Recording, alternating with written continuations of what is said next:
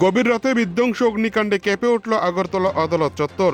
এই রহস্যজনক অগ্নিকাণ্ডের জেরে পুড়ে ছাই হয়ে গেছে সারিবদ্ধ বেশ কয়েকটি দোকান এবং একটি স্থানীয় ক্লাব। প্রাথমিক অনুমান অনুযায়ী আগুনে ক্ষয়ক্ষতির পরিমাণ কয়েক লক্ষ টাকা ছাড়িয়ে গেছে। এই ঘটনায় সংশ্লিষ্ট ব্যবসায়ী ও এলাকাবাসীর মধ্যে তীব্র চাঞ্চল্য ও হতাশার সৃষ্টি হয়েছে। স্থানীয় সূত্রে জানা গেছে, গতকাল গভীর রাতে আগরতলা আদালত চত্বর সংলগ্ন এলাকায় আচমকায় আগুন ধরে যায়। মুহূর্তের মধ্যে আগুনের লেলিহান শিখা চারিদিকে ছড়িয়ে পড়ে।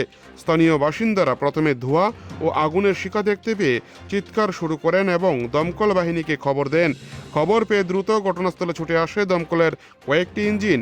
দমকল কর্মীদের দীর্ঘ প্রচেষ্টার পর আগুন নিয়ন্ত্রণে আনা সম্ভব হলেও ততক্ষণে পুড়ে ছাই হয়ে যায় বেশ কয়েকটি দোকান এবং একটি ক্লাবঘর। আদালত চত্বরের মতো একটি গুরুত্বপূর্ণ ও সুরক্ষিত এলাকায় কিভাবে এই ভয়াবহ অগ্নিকাণ্ড ঘটল তা নিয়ে ইতিমধ্যেই নানা প্রশ্ন উঠতে শুরু করেছে। ঘটনার খবর পেয়ে আজ সকালে দ্রুত এলাকায় পৌঁছান আগরতলার মেয়র দীপক মজুমদার। তিনি সম্পূর্ণ ঘটনাস্থল ঘুরে দেখেন এবং ক্ষতিগ্রস্ত ব্যবসায়ী ও ক্লাব কর্তৃপক্ষের সাথে কথা বলে তাদের আশ্বস্ত করেন। মেয়রের পাশাপাশি অন্যান্য প্রশাসনিক আধিকারিক এবং স্থানীয় নেতৃত্বেরাও ঘটনাস্থল পরিদর্শন করেন।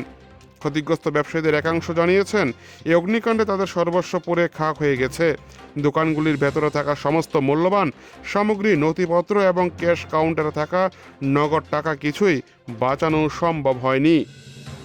আগরতলা থেকে নিজস্ব প্রতিনিধির রিপোর্ট, টিভি 100 বাংলা। আমাদের এই এলাকার যিনি সমাজসেবী পিন্টু রঞ্জন দাস, আমাদের ওয়ার্ড সভাপতি বলেছেন যে এখানে 7-8টা দোকান এবং রাইভেল ইউনিয়ন ক্লাব গতকাল গভীর রাতে অগ্নিকাণ্ডে মোটামুটি ধ্বংসই, আমি বলবো 7টা দোকান একদম পুরোপুরি সমস্ত জিনিসপত্র নষ্ট হয়ে গেছে। তো আজকে খবর শোনার পর আমি একটা প্রোগ্রাম ছিলাম, আমার মনে হলো যে পরিদর্শন করি এবং তাদের সাহায্য করার কোনো সঠিকভাবে যায় কি না সেবারে খোঁজখবর নিই। তো আমার সঙ্গে আমাদের কর্পোরেটর জামিল দাস চৌধুরী মহোদয় আছেন, আমাদের মন্ডল সভাপতি শ্যামল কুমার দেব আছেন এবং অন্যান্য যারা এলাকার এবং এই ক্লাবের সভাপতি সম্পাদক সহ প্রত্যেকে আছেন। এটা কোর্ট চত্বরে বহুদিন ধরে তারা ব্যবসা করে আসছেন। তাদের আইনগতভাবে ও আমাদের কর্পোরেশন থেকেও ট্রেড নেওয়া আছে।